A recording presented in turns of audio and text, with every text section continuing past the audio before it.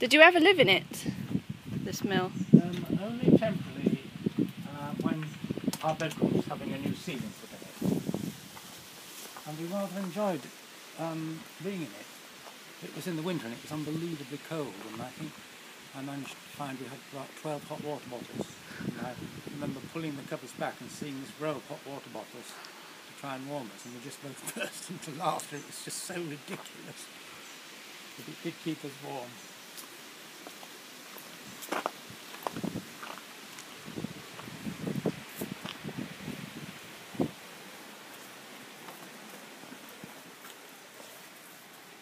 So I suppose the mill itself, which we've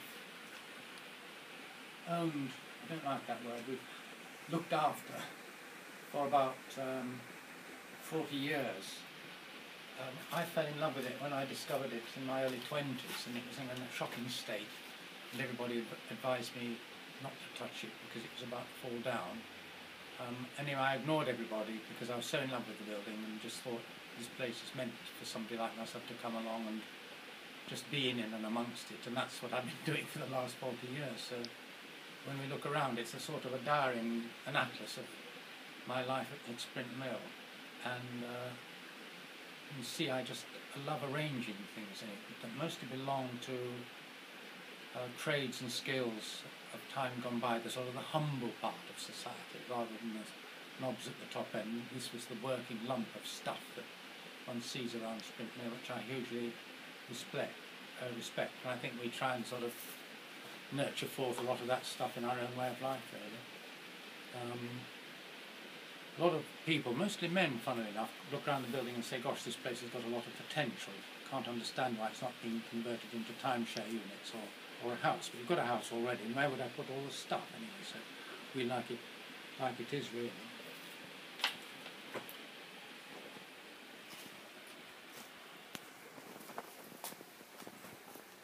And I suppose I like to think that the whole experience of looking around the mill reveals a kind of a soul of everything that exists now and existed in the past, and the way it's collected and arranged. It's about longevity and loveliness of so much of the stuff that I arrange. I'm sort of enchanted by it, I suppose. Once things are set up, like in that window over there, it tends to stay put.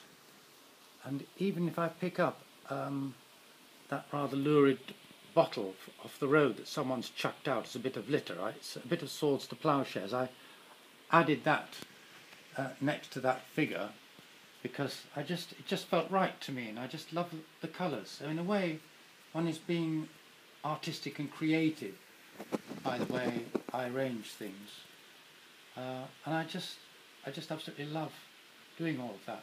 There are other areas that are not satisfactory that I want to get so they look just right. I've got a sort of a great thing about things looking just right, and until they look just right, they're a bit of a mess. But we are slowly making headway. Yeah, Grace was saying that yesterday also, that it's not about things looking just right, but things being done just right. But that didn't necessarily mean that it was your idea of what was just right, that you were like people to find their own way. Yes, and in this context, quite a few people do now share the space, which has had a huge makeover and restoration as a result of a Natural England grant. So I sort of feel morally bound to offer the space up for more people rather than just hog it to myself. And I think Steve, for example, comes in with other people. This is what I loosely call the community workshop, and they organise this space and look after it, and I sometimes look at it and feel it looks pretty well just right to me. So there's a common just rightness coming into being. This is rather an amazing collection of serious old crosscut saws here, which I hung up and eventually got together as part of reorganising the space, and they're quite fun to play actually.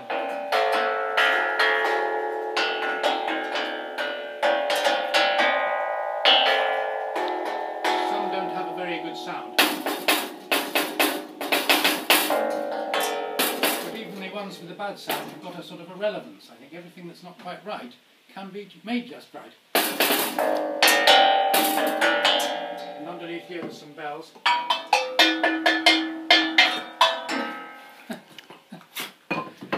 You've got to be silly in life to stay sane sometimes. That's Belinda over here, which my daughter Florence found in a skipping candle one day, and immediately knew that that was a Christmas present for me. She was out in the garden for quite some time, keeping the badgers and the deer out, and she did that very successfully, but she began to look as though she wanted to come in, so we brought her inside for a bit. I think she's going to have a makeover as well one day. She's lovely. Belinda? Belinda, she's called.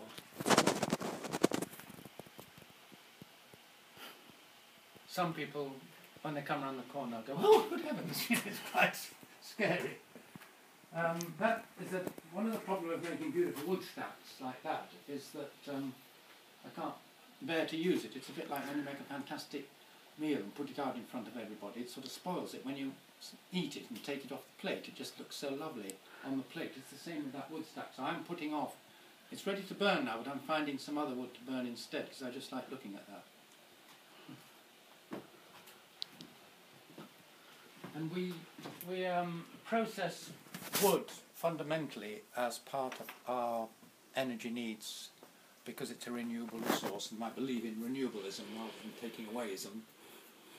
Oil and gas and coals don't do anything about putting it back, but wood keeps growing, cutting, grows some more. It's like mowing a lawn, cut it down and up it comes again. So it's a lot of work, but it's very much part of our philosophy here. And I spend a lot of time in this bin making this lovely small kindling wood for starting fires.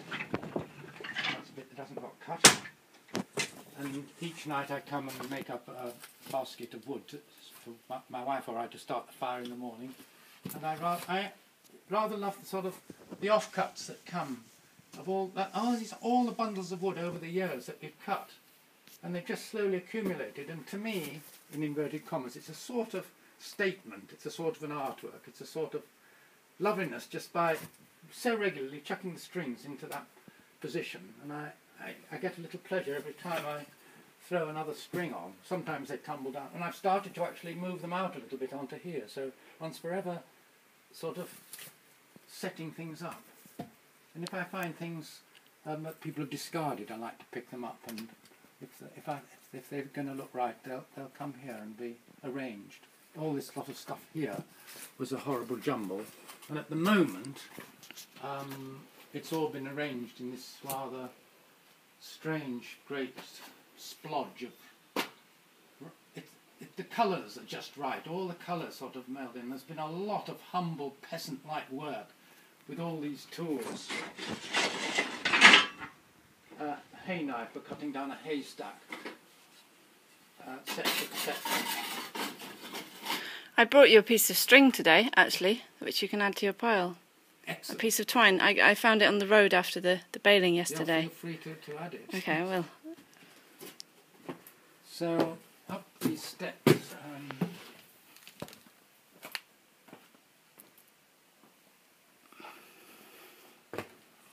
sort of, here we go again. This is what I used to call my workshop space. I don't really know what to say about it. It's just, it's there, and Is that where you make your sort of paintings, your object paintings? That's at the top of the mill. We'll go and have a look at that shortly. This is really kind of a wood store for bench making. I know more or less what the vintage stuff is. That's this year's hazel from the little wood we have, which is good for furniture making, like these chairs on the right, on the left here.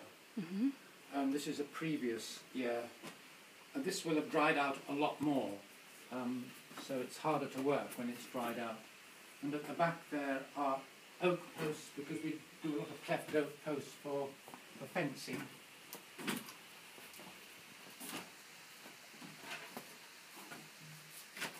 So these were cleft in a green state and are just in stock now, really. And these were entirely produced by crosscut saws, hand saws, and then a tool called a froe for opening them up. And then you take the sapwood off the side, because you don't want to have sapwood on a post that goes into the ground. It's like blotting paper and it'll just blot away. So you learn from that sort of thing as you go by. I need a walking stick actually. Maybe I could get one from here. I could organise a walking stick. What else can I say about here? Yeah, this is behind the bikes, is the shave horse that I'm happy to sit at, and I'm at peace when I'm on a shave horse and when I'm on a bicycle. Those two areas are just delicious, really, and you just float along, either sitting on the shave horse or you float along on the bike, and you're just slow in contact with the environment. And once you get inside a box like a car, you shut away and get cross and overheat and feel agitated, and I don't feel part of planet Earth when I'm in a car, but I do when I'm on the bike and on a shave horse.